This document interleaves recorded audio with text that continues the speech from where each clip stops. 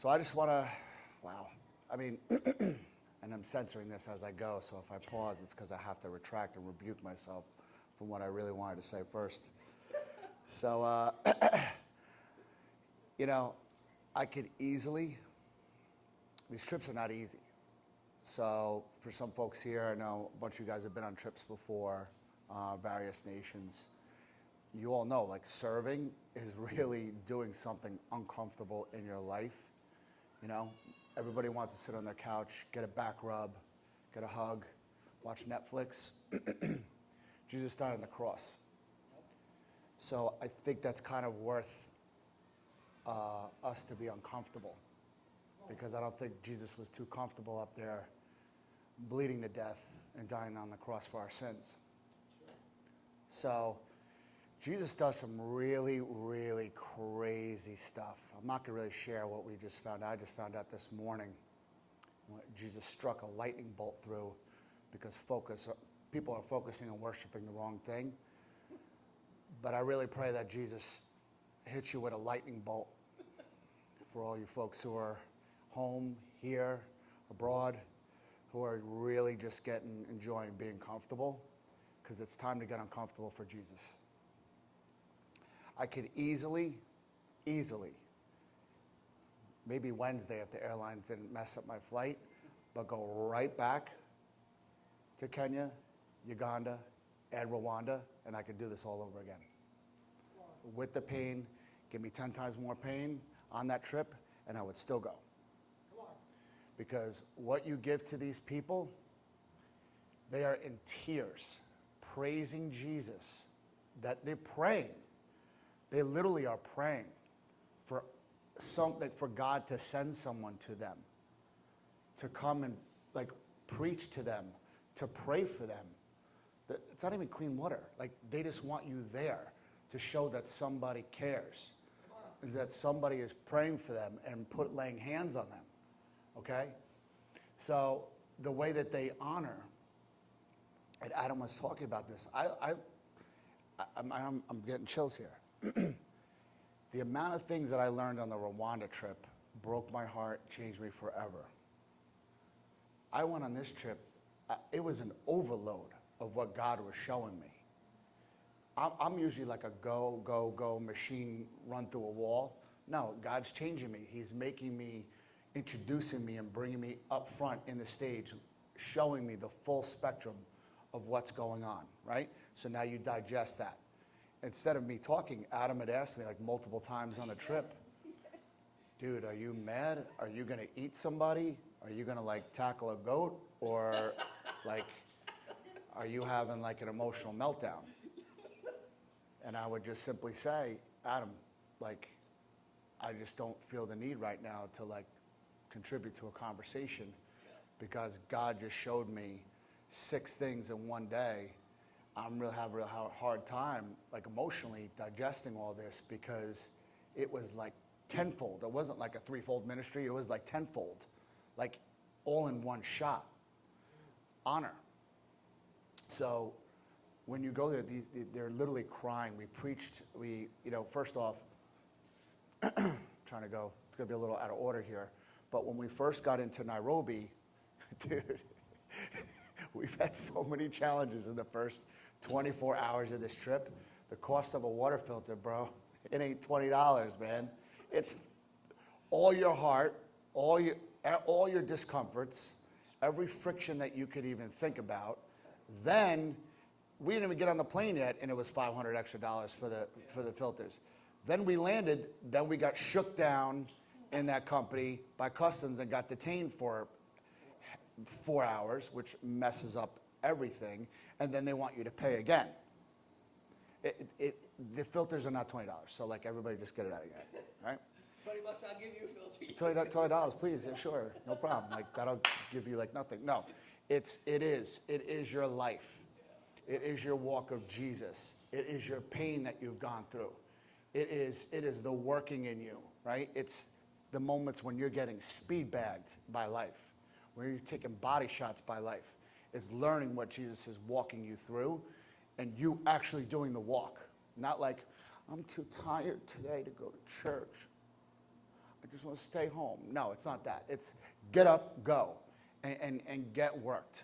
You need to get worked on. I need to get worked on. You need to want to grasp the pain, because you have to grasp the pain, or else you're going to be stuck where you're at. You're going to be praying for things and expecting things like it's a joke. Don't pray and expect for things if you don't want to take a step forward. Take a step forward, man.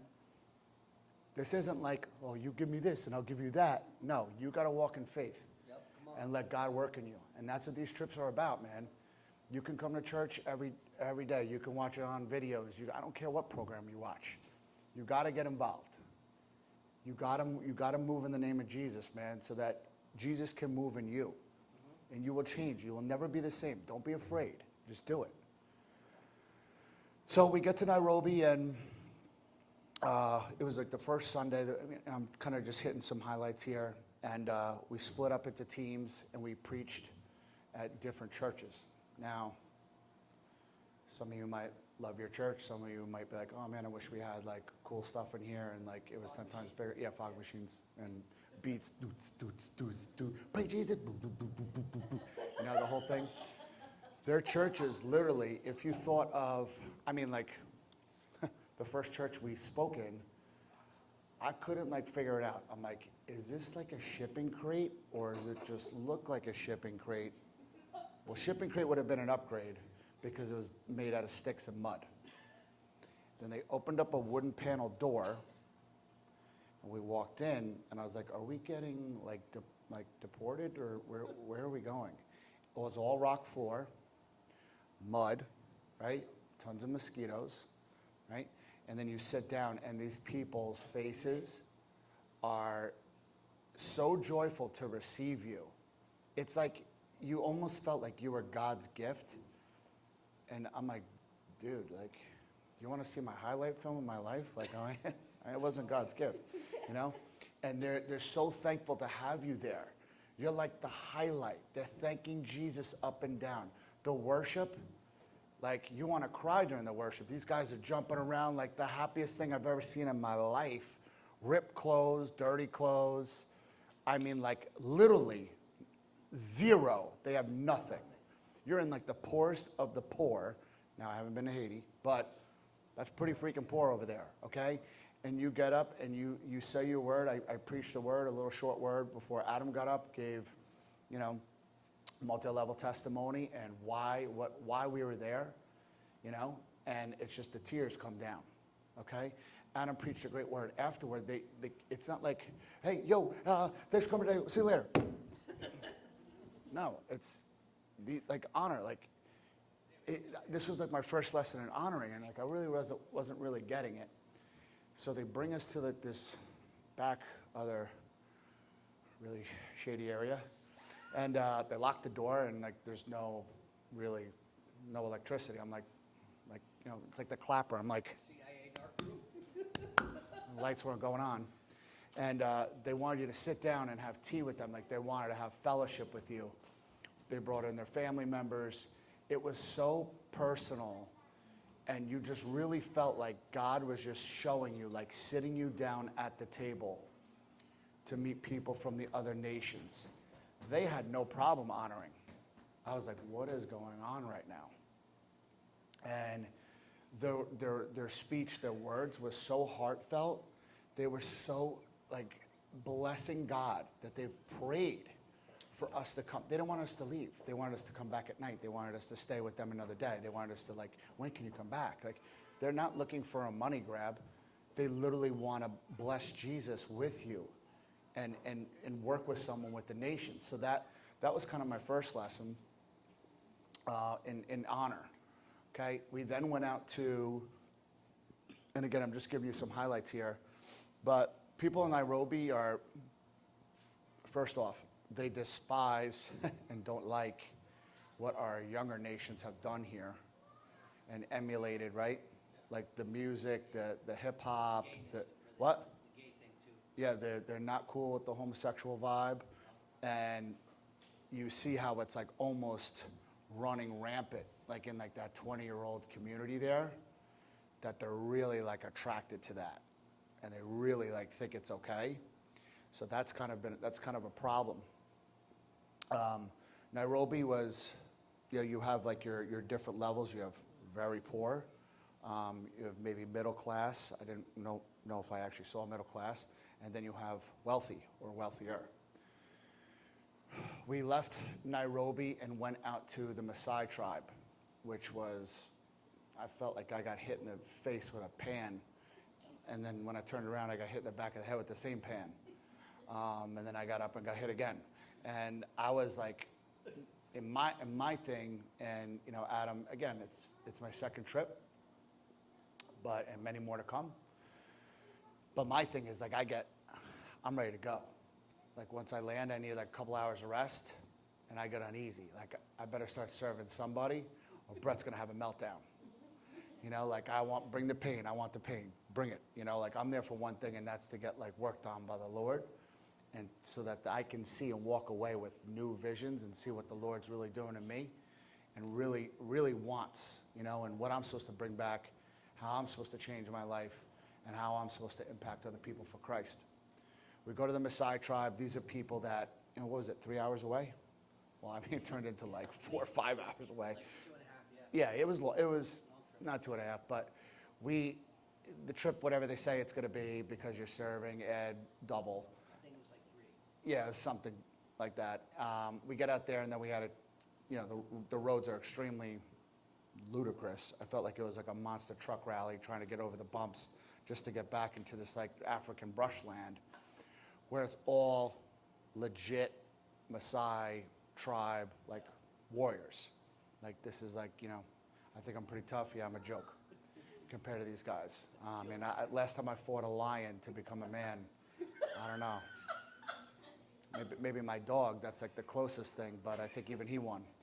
So we get back there, and then you see people like wondering, like, you're super white, and going into like this land, and like what's going on here now? Chinese, they don't respect the Chinese. Belgium did a number on them. They don't like Belgium. There's a little short list of people that they do not like, and they do not want back there. Americans, they actually really do like, because they really know that we're there not to take, we're there to give, and because we really care. So the fact that we went there during COVID, I can't even tell you how many times we were told, like, oh, it's COVID, oh, you can't come here, oh, like, you're not gonna be able to get here, like, you're not gonna be able to leave, and blah, blah, blah, blah, blah. Like, even the people in Uganda were like, maybe you shouldn't come. And we just pushed through, and you're gonna get a lot of that when you go on a trip, even as you're preparing, as you're getting, 2 months out, 3 months out, 4 months out, your life gets tough. Life's going to get tougher. It's going to be a lot of like demonic stuff telling you not to do things, your hopes, your dreams, things that make you nice and comfortable. You ain't getting them. So like, in case you're having a little meltdown, give me a buzz, and I'll let you know you got more meltdowns to go. Just get on the plane. So we get to Maasai land, and Maasai tribe land, and you're like, bro, I'm in National Geographic right now. Like, this is legit happening. Like, so they welcome you with open arms. I've never seen happier people. I'm not gonna say happier people, but let me say they were never, if someone comes in my backyard and I don't know who you are, could be possible, you might have a chance of getting ran over in my truck. There, like, they love you. They just wanna come up, get to know you, okay? These people like go through crazy things to even become a man, like quote unquote a man in regards to like the tribe world. Part of the tribe is Muslim, right? Or some Muslim, some non-believer, and then mostly Christians. These guys are diehard Christians, dude. These guys are no joke. The first day we took the water filters and we went out into the lands. Like the love and compassion that they had to just get to know you, how much you love Jesus, and how much they've been praying. Like, I can't even tell you like how many times that they told us, like, they've just praised God, like they've really been praying for people to come to them and to share the gospel together and to pray over their people, right? And for their people to pray over us, right? We met the amount of healings. I've never seen so many miracles in my life. And I'm going to tell you right now, you're not going to pull one over on me. Like, someone's going to say it's a miracle. Like, I'm really going to know if it's a miracle or not, because it's not going to be a joke. I'm not going to easily just be like, oh yeah, it's a miracle. Like, you know, let's get this on TV. No, it's not. It either is, and I witnessed it, or it ain't. You know, because there's also a lot of fake, you know, prophetic stuff out there, and there's a lot of stuff that kind of ruins Jesus' word, and that's not so cool. That's another topic. We went out there, we saw literally people, one of the first couple gentlemen, he had a shack up on the mountain. I mean, I'm not even kidding you, a shack. It's true, yeah. It's mud. Mud, hut. Bro, mud. Like, if it rained last night, I beg, bro, you want to move into like the Howard Johnson down the street because your house melted. Like, it's all mud. Tin roof, rocks on top, dirt floor, bugs everywhere. I mean, I don't even know how they get changed and how they match outfits, because it was so dark in there. I felt like donating candles. Like, it was like pitch black in these houses. Their fireplace is, I wish we had the pictures. We'll get it. We're going to show a series of pictures over the next couple Sundays, right? We'll do a little slideshow, just so you guys can like really see, catch this. They have a fire. Like, we were walking in, you getting your head cracked. You literally got to be 4 feet tall to walk in this house. I look like Andre the Giant walking in some of these cribs. It was crazy. Like, you crouch down, and it's like the woman is there. Woman was completely blind. I don't even know how this woman, there's nobody, it's just her. She's taking care of herself. We came in. Cooks, too. Yeah, cook. The house was neat. I was embarrassed. I was like, man, I'm happy my wife's not here, because she'd be like, see that? She's blind, and her house is super neat. Like, I was like, man, I'm a slob. I came in there, they make in the middle of a room. So she was sitting, let's just say here. The fire was right here. Maybe where Adam was the end of the house. And we were all in there. And they make their food, I mean, with charcoal. Think about sticking your nose in your eyes in your own fireplace. I mean, like, I couldn't even breathe in there. And this lady's just sitting there, like, and that's life. And that's how they make food. And we laid hands on her, and she was just, I mean, like, you could just see her melt in happiness for us just being there. I mean, walking miles. I don't even know how many miles we walked. It was insane. Just going there and blessing her. The next gentleman, I don't know what happened, but I can't remember. I don't know exactly what happened. Car accident. Yeah, he had a car accident. I was like, bro, where's your car, bro? All I see is donkeys, horses, like goats, and I know you ain't riding a goat, you know? And he was in a lot of pain. And that was the first healing that was actually occurred on the trip. We laid hands on him and commanded the pain to go in the name of Jesus. We did it twice, and this guy's face just like dropped to the floor. Like, older guy, big guy, got up off his chair without the cane and starts going like this. Guy couldn't even move his leg, like when we were even walking in the hut, and started walking around in the hut. I was blown away. And I knew, like, Jesus did not come to play on this trip. Like, this was like really real. And this is only like the first couple days in. We continue to move on.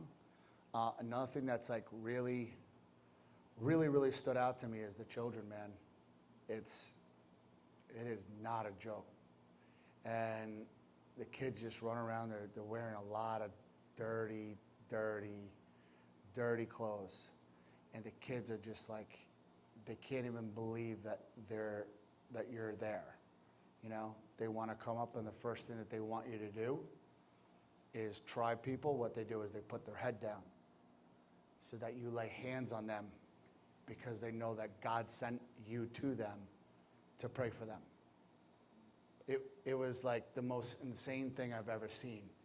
And then you sit here, and I'm like, man, we're not like God. But like, they prayed, like they really prayed hard for a long time for someone to be sent, and here we are. walking miles even from the main tribe camp up into their villages, into their homes, that we would come at their place, wrecked, broken down, mud homes, like in their dirtiest form, right? To come in and we're walking through their land to pray for them. And that's what the kids automatically do. They come in and they put their head down and they want you to pray for them. It woke me up. I don't even know how, I'm still working on putting the words together, man, because I'm like, man, God is so amazing. You know, like God's really working in so many ways on how he uses you, you know? So that's what I'm saying, like I get a little upset when I see people get so complacent in comfort. Because, dude, to be honest, man, God didn't make you to be comfortable. God didn't make you to be complacent. God made you to serve. So I ain't going to say the yes word, but I'm going to say it. It's kind of selfish, bro. It's kind of selfish for Christ. Because you're not there and you missed an opportunity to answer a prayer for someone else, which is really the answer to your prayers. God's doing two things, not one. Every time he does one, he's doing it two ways. There's a two-way lesson. It's not a one-way lesson. Bro, it ain't for you, man. It's for that little boy, that little girl, that woman who has pneumonia, that woman whose husband got massacred and is getting raped for an extra $23 a month so she could afford her kids. Okay? So we move on there. We finished out. There was other things that happened on that trip. I'm just kind of trying to speed it up here.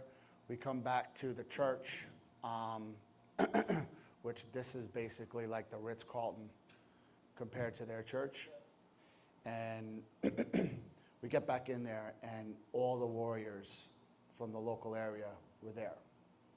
They were on one side, the women were on the other, and we had a powerful message from their pastor, Pastor Jasper. And we really just got an incredible word. I got named, which I thought was pretty touching, by one of the Maasai guys. And we just got, they're overly constantly honoring you. They want to honor you. They want to thank God for you. We blessed people. There was people who were sick. I don't know if one of you guys saw some of the pictures, but a really miraculous thing. Me and my brother Kyle, right? Kyle is an awesome guy who joined the trip with us. He was with us in Rwanda. We laid hands on people and prayed for him, and the person was healed.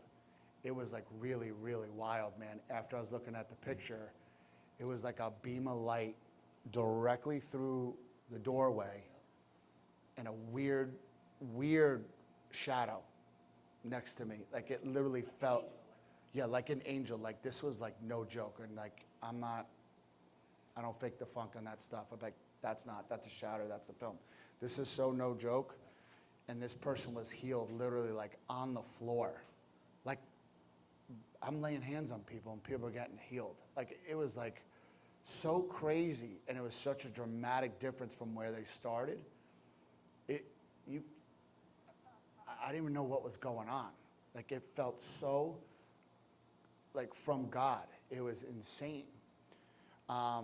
They came in and did a special tribute for us, a dance, an African tribe dance, which is like their way of showing how much like they love us and how grateful they are for us. We blessed them with water. I've never seen happier people to get clean water, and the fact that, you know, due to all sorts of situations and circumstances, we still came. Now, one sad moment, one of the emotional moments of my life was before I went in there that day, I met livestock. I like animals. I got to meet a really cool goat, wear the bell. I was like, oh, this is cool. This is a dope little vibe. Like, guy's got a bell on. And I'm making friends with some of the warrior guys. You know, I don't know what they thought where I came from, but we were comparing muscles. It was pretty fun. And then they introduced me to their friend, the goat. So I was like, oh, the goat, let me get a picture with the goat. Got a picture with the goat, and Jackson, who wasn't a warrior, said, say goodbye to the goat. I'm like, goodbye, goat. He's like, no. He's like, bye-bye, goat. Like, and they're dragging him all the way back, like in like lion land, where you're waiting for like some massive lion or cheetah to jump through the bush. Oh, bro. So it was about, I'm watching them bring this goat back to the car. I'm like, why are they bringing the goat back there? I was like, bring that goat back. Like, what's going on here? And yeah, that was lunch. So, so basically, you know, they're bringing this goat back there, and that was their best goat. Yeah. It had the bell on it. So what they're trying to say, like when they put the bell on the goat, that's the leader goat. That goat's supposed to keep all the goats in line. And then they know throughout the night when they're in their like huts where that goat, where the pack is, where the goats are, right? So that they can kind of keep track that, you know, there's no GPS, there's a bell. So what they did is when we were done that day, and people definitely, like, there were so many miracles that were going on inside that hut, that church. It was insanity. I met a warrior who, God was super blessed. I healed a man of, myself and somebody else prayed for one of the warriors who had complete paralysis of his arm. It was like this. It was locked in. So they said that he was hit with a spear in his shoulder.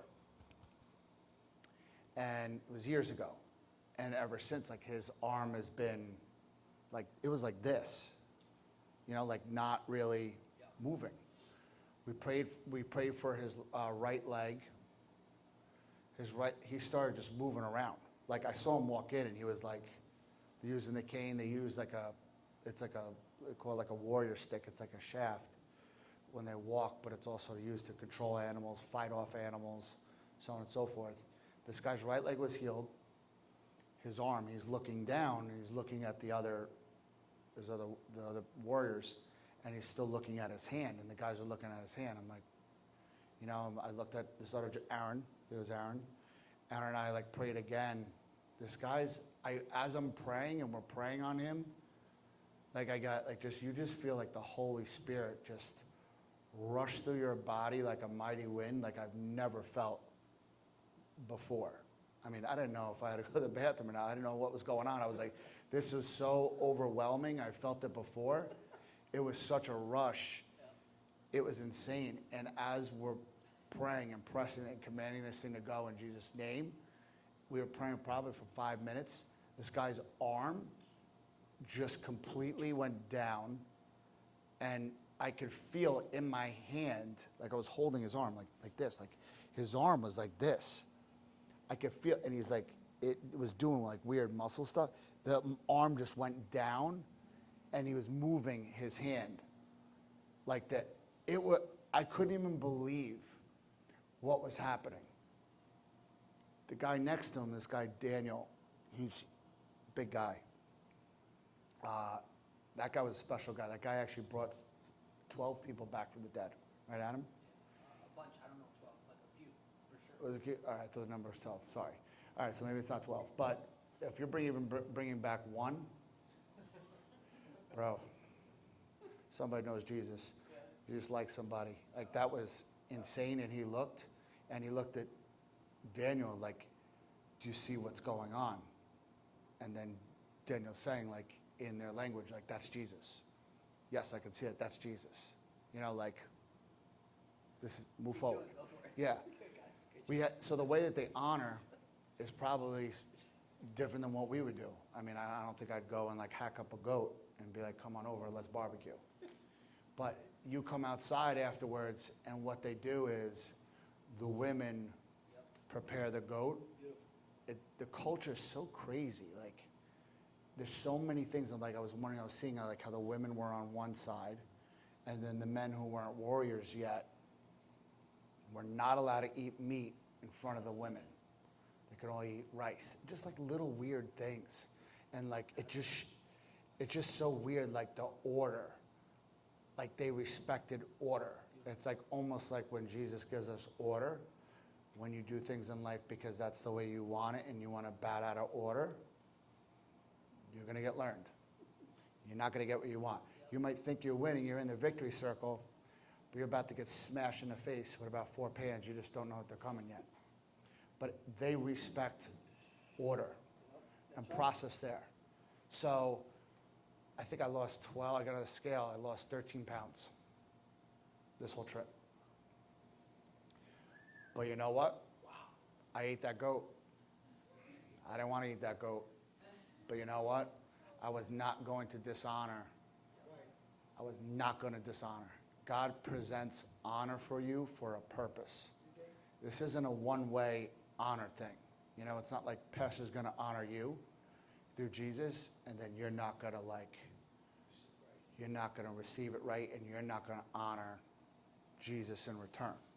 You know, I think that's one thing that we probably could all use is to learn how to honor, right? Because I'll be honest, there's a lot of times, probably even in my own life, where the honors only come in one way, right? And I'm not coming halfway. I'm not even coming beyond full way, right?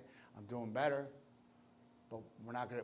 It's always going to be a work in progress. But the key thing is work.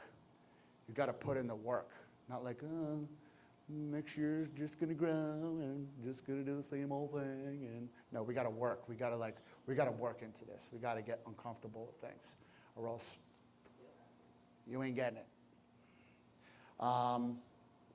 So they blessed us with the goat, and we were so blessed that day. We came back the next day, and they blessed us again with a sheep. So I was like, ooh. I thought I got the honor story right yesterday. I was like, I'm going to have to get learned again. So we ate the sheep. We left, went back. He's not joking either. No, I'm not joking. It was really a sheep. It was sad. Sheep wasn't as good as the goat. It wasn't. Neither of it was good, actually. But so we come back, and now we were kind of like wrapping up that part of the trip. And I'm kind of leaving out a whole bunch of challenges. I mean, Adam and I got into a scenario where we probably could have had our own TV show. Adam had the ability to, we thought a child's life was in danger. Yeah. You know, this is like 1 o'clock in the morning where we need to get up at 4 to catch a plane. Yeah. And it's just nonstop challenges. Like the whole way is just like it's nonstop. Like it's like every like discomfort thing that you could even think about, you're gonna go through. But I'll tell you what, I've never been so happy in my whole entire life while going through challenges. Yeah. The Lord just really showed you like what serving's about. And the whole way, he's just working you. He's working you like through all these things. But as you're getting the challenges, you're getting like God's joy and God's communication to you. Like every little thing that you're getting is for a purpose. I've never had a more purposeful trip in my whole entire life. I felt like I was like getting the best teaching. I was getting like 10 lessons a day. I was like, man, where do I pay for this, man? Like, I feel like I'm robbing the bank right now. It's crazy. It's unbelievable. We got home that night, and there's a domestic dispute. Of course, it has to be on 8 floors. It's got to be right next to the worst people that you could ever do that to, is Adam and myself. Get into the hallway. Hallway stinks like vodka. The house beats are going on in the basement because that was an appropriate place to stay. And the women and men are having a fight with a kid involved in between, and they're punching each other with a crutch. Metal crutch, yeah. Yeah, so whatever. We get involved, and we try to like separate them. I'm talking to the woman. She's out of her mind, and we're trying to calm down the situation because we don't want the child hurt. Yep. We get security involved. They go downstairs. We shut the door. We're looking at each other. We're just laughing because it's just another challenge on the trip. I mean, just It's insane. And we get ready for bed, and I'm looking at him. I'm like, I know I'm not listening to the baby and the woman come down the hallway again, am I? Because security took them out. Yeah, security took them out. So they come back down, and I was like, he's like, yep. So of course Adam threw on his favorite white tank top, and we got super jersey up in that joint. Went back outside. It got really, really, really, really bad. The end of the story is we felt like that they thought that the guy who was drunk was going to throw the child out the window. 4 stories onto some. Yeah, there was another guy in there. So what ended up happening is we kind of had to like invite ourselves into the room, you know, uninvited, and we walked in right when one of the gentlemen got his whole face and head split open with a bottle, blood everywhere. Woman then got punched in the face. Woman punched him in the face. She had a good right hook, so don't feel too. She caught him pretty good. And so I had to drag her out of the room. Her face was like cut open in here. She's telling me about it didn't even matter what she was saying. But the guy locks the door, and then Adam and I convinced security that we got to get the child out. And we're going to get the child out. We're not waiting for the cops. And Adam decided to like huff and puff and blow the house down and broke the whole door down off the hinge with the padlock. It was remarkable. Adam. I wanted him to film it. Yep, that's coming. So then obviously we hit a bad emotional spot for Adam when he realized that I didn't videotape it. Sorry for your feelings. You matter. So the next morning, moving forward, we go to Uganda. You know, we set a record. We had 5 COVID tests in probably 6 days. And everybody is just scamming everybody to death, which was pretty sick. But I'm going to tell you another little nugget here. And again, I know this is getting dragged out, but I'm missing a lot here because unfortunately, you're not going to get the full story because you didn't come, and the only way you're going to get that is if you go on a trip. So, so get your visa out and go book your own flight. So anyway, we get to the Uganda, and we had a tight schedule. We had 3-4 days left. We had something planned, you know. And my big thing is like, I'm not there to have. I mean, I had a lot of fun. I actually had an amazing time through every single difficulty, because the Lord just showed you what exactly He's doing, what He's doing in your life, and making you see where Jesus is in the nations and how much like you really need to serve, bro. This is like what you could learn in a year. You're not going to learn what you could literally learn by going on a trip. It's really crazy. It's like a crash course, and it's so intense. So we had everything packed. The guy Kyle knew this was like a really tough part of the trip for me, but I really wanted to go. My wife and I have been we've had a lot of issues with baby process. We've been getting slayed by IVF. I can't even tell you how many times. So really tough area for my wife and I.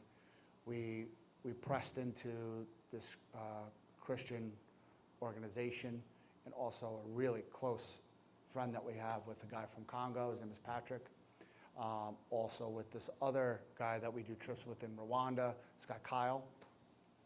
And I'm going to be doing stuff with Kyle moving forward. And so we started an adoption process, and we've been talking to these I'm going to call them children who were all refugees, who've had their parents butchered in front of them. That's what they do. They don't just shoot you and like you run away and then they shoot the father. No, like they butcher the father, butcher the mother in front of you so that you remember that for the rest of your life, right?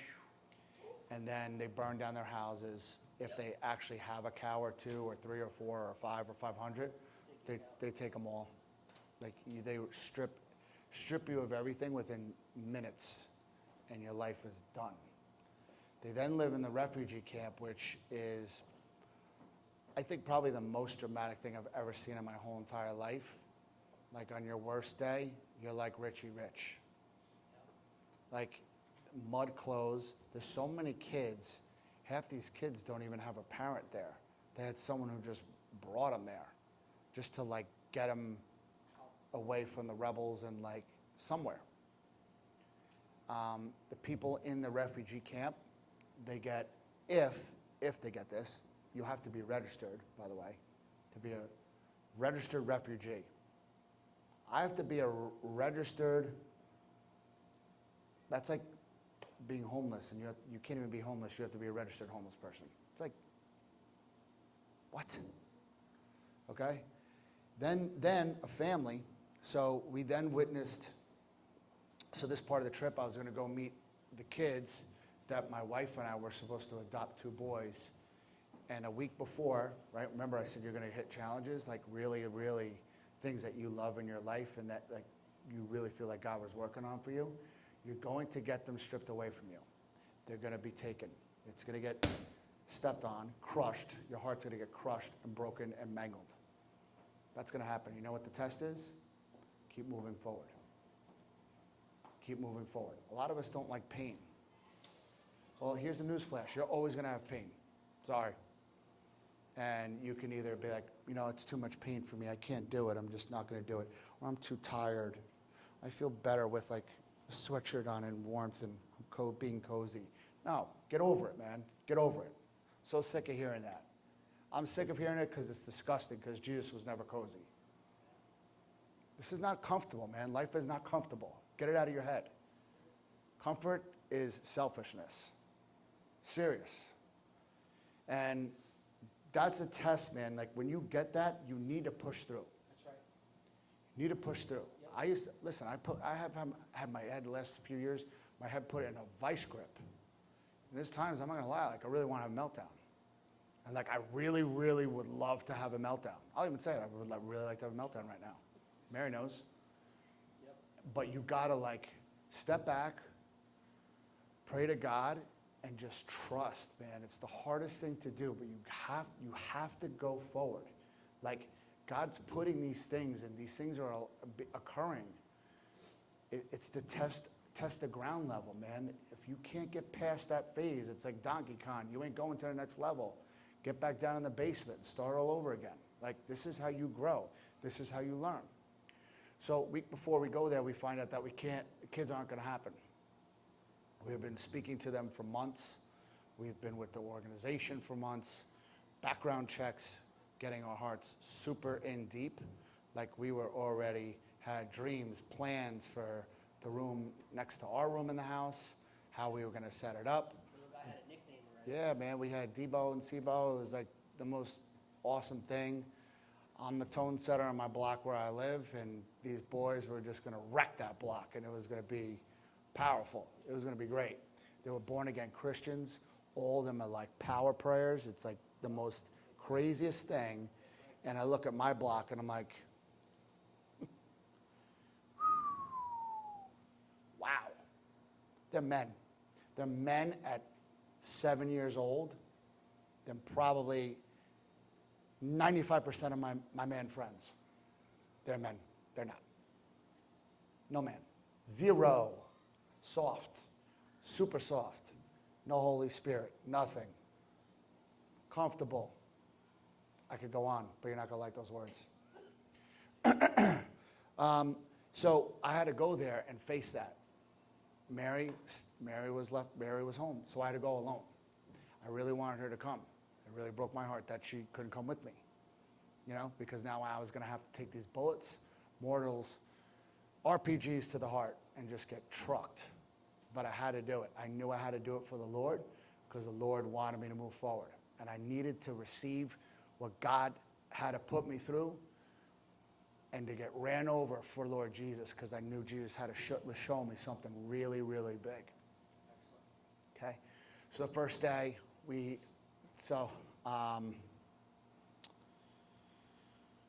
divine, tell me, what word am I missing right now? Divine, Shadia, divine connection?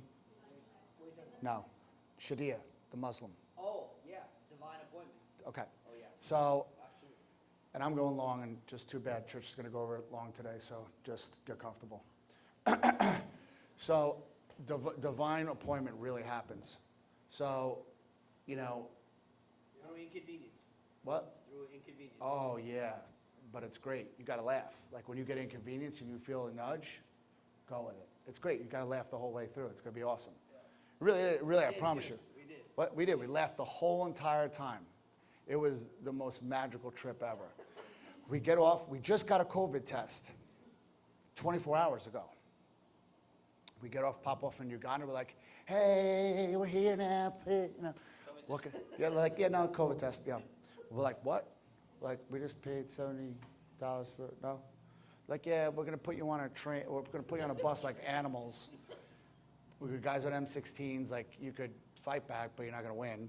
So you just got to go with it. They bring you to some other location, which was like a facade, because they called it a beach. I didn't even see any ocean. I felt like I was like in Guantanamo. And you go through a process there, and then they want you to do the thing again, and the COVID, even though you're already negative, so now you're paying again, and yeah, now you're super negative. And now I'm sitting there now days before, or in the beginning of that trip, I would have had a meltdown. Because I know that the next 3 days were jam-packed. From 5 a.m. till dusk, you're in a quote-unquote heavy COVID area, which is a lie. So we're not getting played only, they're getting played too, but just worse because they have no money and they can't come back and all sorts of stuff. So now we're going to lose, we're like, how long? They're like 3 to 4 hours. So of course, you probably have like 2 of the worst people that you would ever want to come to your country with this type of vibe. So we just start like poking fun at COVID and making jokes and talking about Jesus and getting like really, making people feel real uncomfortable about the Lord. And so this Muslim girl, 23, 24, she's in front of us. And, you know, first started because we were acting up on the line. I think I was whistling The Love Boat. The Love Boat, you know, we were just losing our minds. And she's sitting there and she starts laughing and she starts turning around. She wants to know, like, what are we doing there? Yeah. So that's the nudge. That's the nudge. And that was immediately, Adam, myself, and Kyle looked at each other like, this is why we're here. It's not about COVID, because we have a job to do right here. This Jesus set this up. So we started talking to her a little bit about Jesus and what we're doing, and we're blessing folks. You know, she went, you know, joked around a little bit, but we went to go sit down. We walked up this path and sit down underneath this tent, got real comfortable, and she was walking around. She was nowhere near us, and literally like found us. She could have sat anywhere else, like empty chairs, tons of tables. Yeah. People really like unhappy, and we were actually happy because we all said at that table, did you see the Muslim girl online? Did you notice the interaction? So we knew it was God's appointment, and that's why we were there. So COVID didn't even matter at that point. We already said, like Kyle's like, this is going to put us 4 hours behind. This is going to really jam us up. This is going to hit the feelings button. You're going to be upset about this, you know? But when we found the reason why we were there, 2 minutes later, this Muslim girl, Shadia, drops in out of nowhere. Bro, I'm like, dude, Jesus is awesome. Sits down and starts asking us, we have an open conversation for like 3 hours about Christ, the history dating back to differences. It wasn't threatening. It was Muslim mindset versus Christ-like mindset, Jesus, so on and so forth. It was so incredible. This girl, you could just see, was totally digging into Jesus. And like really, really, really like making the wheels and the heart turn for her. And she came out and said, you know, I don't really know anything I want to contribute about Muslims. She's like, I just don't know about my own history. So she was searching. She asked each one of us, what does Christ mean to you? How has it impacted your life? Bro, this is a 24-year-old girl. These morons around here, they just want to know, like, where'd you get that bag? Where'd you get those sneakers? And where can we go and take stupid selfies at some, don't even get me going. Don't even get me started. And that doesn't stop at 24, it goes up to 50, so that's okay. Yeah, we're really good around here. Morons. So this was like truly, truly incredible what was going on. So like you have to really, this was like God was like planting seeds and opening up your eyes. Like so much, he opened up my eyes one day, like I couldn't even talk for like 4 hours. I couldn't even talk. I wrote him like 4 or 5 paragraphs on what God was showing me. I could never do that before because it'd be like an overload. But now things are just getting so clear. Like my heart is so open, my eyes are so, like it was just like, man, I feel like I could write a book on like what I was feeling that God was showing me, man. And you can't get that unless you're gonna like, you have to, one isn't gonna do it. One trip isn't gonna do it. Like, you know, and if you don't wanna go on a trip, that's your problem. You know, like, I hope you find it other aspects of your life that you can stop. Like, this is a very fast-paced state, New York, lifestyle that we live. People are struggling. Everyone, you know, this is tough, man. It's tough to live here. I don't care what income level, you have no income, you have some income, you have a lot of income. It's a this is a tough spot to live. So I don't know how you're gonna slow things down, pull back in your life to really like get that communication, man. It's gonna be tough. And that's why the trips honestly are good for me because it forces me to stop. It forces you to stop even though you're doing a lot on these trips. Like you're constantly going. Like I wasn't even really sleeping too much. So I don't know, that's just a side comment. We got to the orphanage, so, no, don't want to call it that. The children's home. So we got to the children's home and I came for what God had for me and I knew it was coming and it was everything as nasty as I thought it was going to hit me. It was like the worst hurricane storm, get trampled by a tank on my heart, up, down, left, right. I felt like 1,000 people just jumped on my heart. It was so emotionally heartbreaking. You come in, they're like all like singing a beautiful song to you. Yeah. Like they put their heart into it and they don't even really speak English. All in English, made signs, gave us flowers, which felt a little weird because, I don't know, guys really shouldn't be receiving flowers, but they wanted to like honor you. I've spoken to all these kids like on Zoom calls, so they knew who I was, and they're just looking at you like, I can't believe you're here, okay? Now also there you have house mothers. House mothers are widowers, okay? And the widowers, these women had their husbands butchered in front of them. Some of them have their kids taken away, and now they're the moms for the kids, right? So now at that point, you want me to wrap it up or you want me to just keep going? How far are you? I can speed it up. So anyway, what? Share what you need to share. Go ahead. Okay, so these kids again like had like their parents taken away from them. I mean, literally like everything removed, shoved in a refugee camp. Thank God they made it to a children's home. Like that's now 2-3 hours away by a beautiful guy, Christian guy. And, you know, they were literally praying. We went into the house and I was already like crying my eyes out before I even got into the house. Like, it's just like to know these are supposed to be my boys.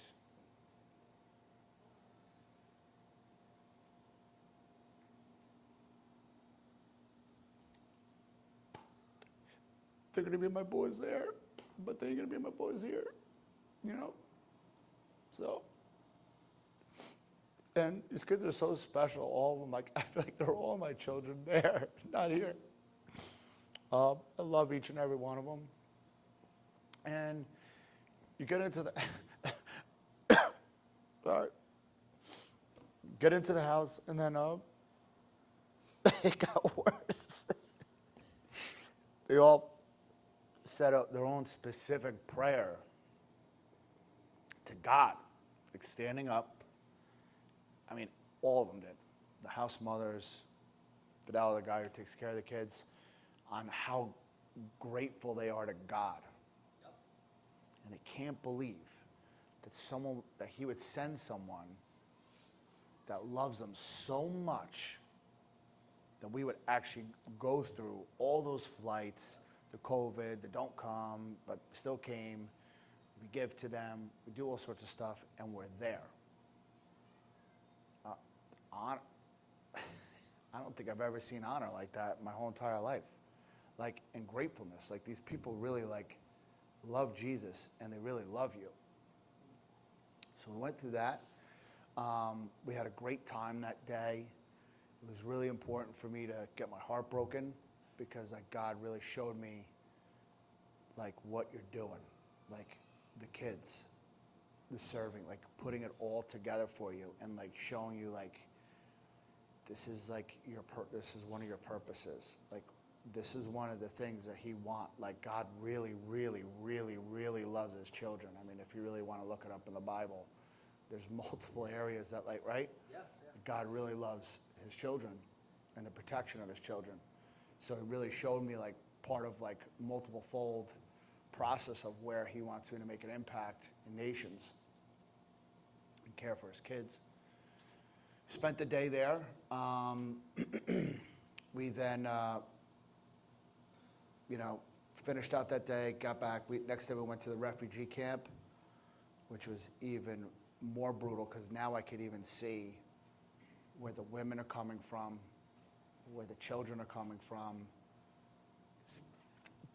I've never seen so many kids in my whole entire life. Like, thousands of kids running around. What? Happy as can be. Yeah, happy as can be. They look like a mess, but really happy. And every story is very similar, where they're, I don't need to keep on going over this, but I mean, like, parents destroyed, removed, no house, no livestock, no nothing. Wives are there alone. One son was shot when they were fleeing. They don't even know where he is. They have no clue. Like, they think he's in a hospital, they don't know. Almost everybody's husband who we met with the women were all butchered and killed. They have to live on $43 a month. $43 a month. I'm gonna go spend $43 on a pizza and 2 salads after here. Amen. Yep. Easy. The month's over. Right after that. That's it. It's over. You know? Have us spend $100 on a pair of sneakers. If I took away their $100, they ain't eating for 2 months. They're gonna starve. These kids are starving. The women are starving. They have gray hair. Kids have gray hair, bro. They don't even go to losing their hair. They just have gray hair because they're malnourished. They're sick. They're not getting fed. Now, the other issue is heartache. So we would pray for people. We would go into their little huts. They don't know what we're coming, right? We bless some of the women that were in the training center where Patrick is trying to really give them a trade so they can move up and out of there, right? Because a lot of these people are stuck in the refugee camp. There's 130,000 people in this one section of the camp. I never saw something so disturbing in my whole entire life. Just constant house, stock, mud hut, mud hut, mud hut, mud hut. Forever. It's like, bro, where does this end? Where does this end? It's called a settlement. It's not even a town, it's a settlement. It's like a freaking county. It's so disturbing. They have nothing, so they can't even get meat. They can't have anything nutrients. They could get rice and beans. That's what the $43 covers. And it's like one meal a day, like every day for the month. Basically just keeping them alive. Just keeping them barely alive. We prayed for tons of families. We healed someone who was deaf and couldn't talk, right? And so I overly posted and bombed the pictures out there for multiple reasons, because a lot of people aren't there, so they need to see actually how they're impacting others, That's true. right? Yep. And then the other part is I did it like I'm cracking you with the stick so that some folks back at home wake up. Right? So hopefully people can be faster learners than others. So the $43 is like we're praying for women, and women are just crying and so grateful to God that we're there praying for them and blessing their life. Like they're really like receiving the prayer. The stories were just brutal. One of the women, like again, was deaf, couldn't talk. She was crying. She had been when we even walked up, it was like she knew immediately that God had answered her prayer. It was the craziest. I've never heard people pray so beautifully in my life. Like, it was like they're so close to God, you literally feel like they're talking to God. Like, I've never seen anything like this. Like, while they're praying for you. Like, it was like they were legitimately having a conversation. It was so wild. And this woman was crying, couldn't really talk because she's deaf and couldn't, mute. And she was like getting frustrated because she had prayed so hard for us to come. We laid hands on her ears. Her grandson communicated to us. She started hearing as we removed and declared, Jesus' name, to restore her hearing. There was probably 70 people around us watching this whole thing. So it was like a multi-level testimony for everybody to see. But it was like legit. We're snapping her fingers behind her ears and she's hearing it. She's hearing it. Like, just to see like God work like that, just consistently. I'm like chills. I'm freezing right now. I've never seen God work like that. And it really like showed me like, this is really, really gelling together because we did stuff. We got so uncomfortable to do this, and we were so dedicated to push through for Jesus and set aside all the pain.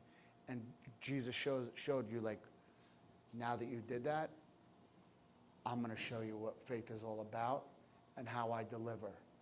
And because you came forward for other people to preach my word, I'm going to show you the miracles of God.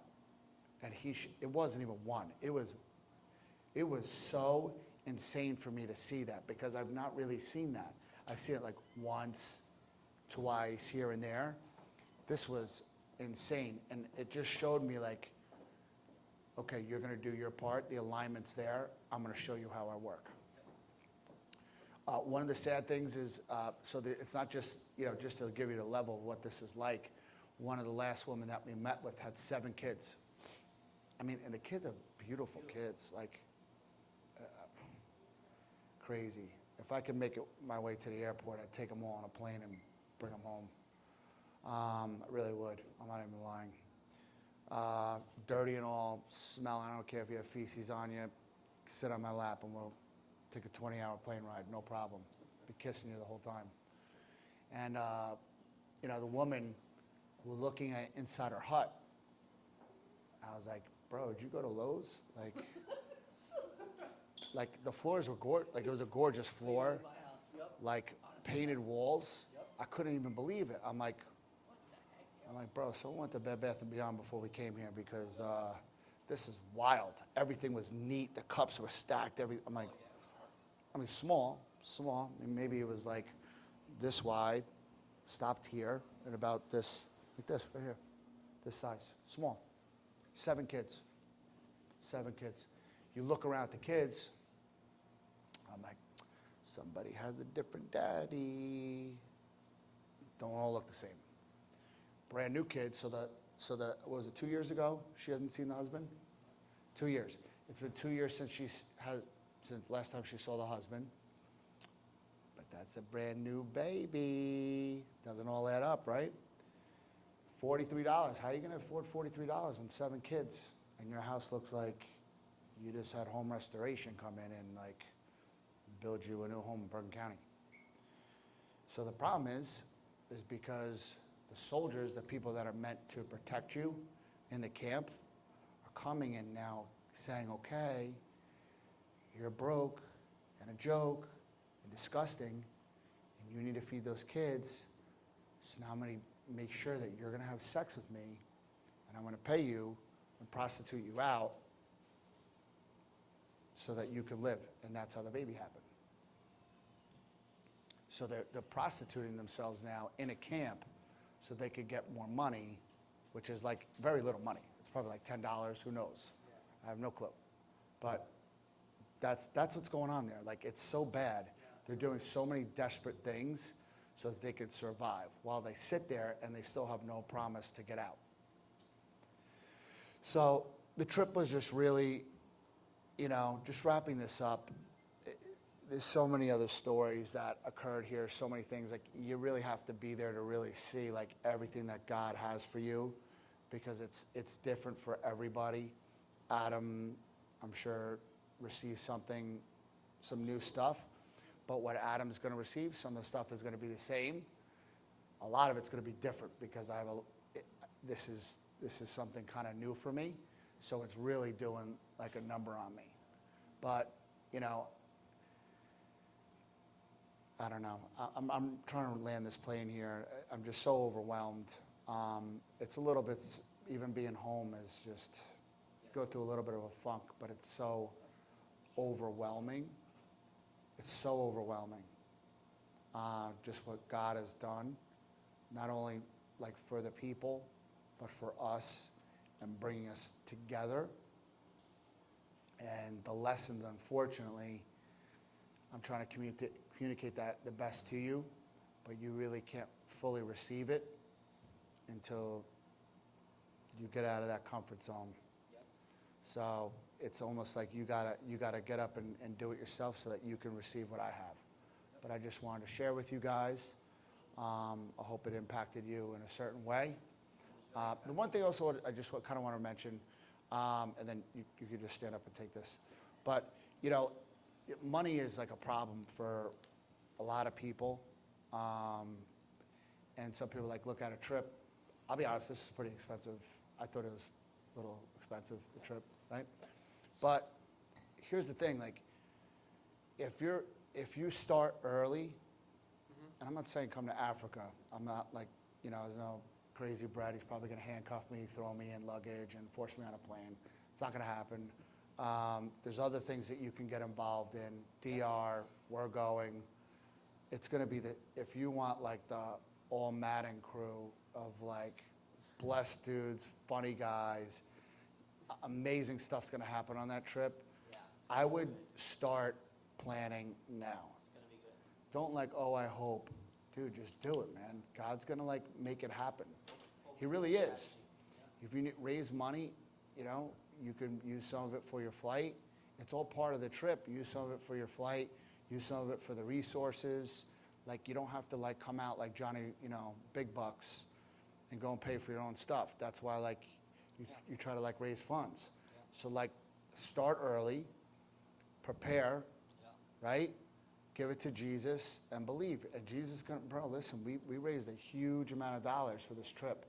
It starts off slow, and all of a sudden, like, the more you're out there and the more people really see Jesus in you and where your heart really is, bro, it's gonna come in. It's gonna come in tenfold. Jesus crushed this trip. I had so many people give money. I was like, bro, I cannot even believe this dude just gave money. Like, this guy was like so far left into the woods. I mean, like, big dollars. And God really like did a number on him, so just prepare. Don't want to make it on a trip. I think I really want to go. And like, now it's a month and a half out, and like, bro, you can't go, like, because you didn't prepare. So Jesus made your life this way. You have order. Prepare. It ain't that hard. When you see sneakers, you prepare, put money away so that you can get sneakers. You see something you like, you can't afford it, you're going to save up money. You're going to save up money so that you can go and get that thing that you can afford. If you can do that, that means you're somewhat intelligent. Use the same intelligence to prepare for a trip. Love you guys. Awesome, love you. Give me that white thing.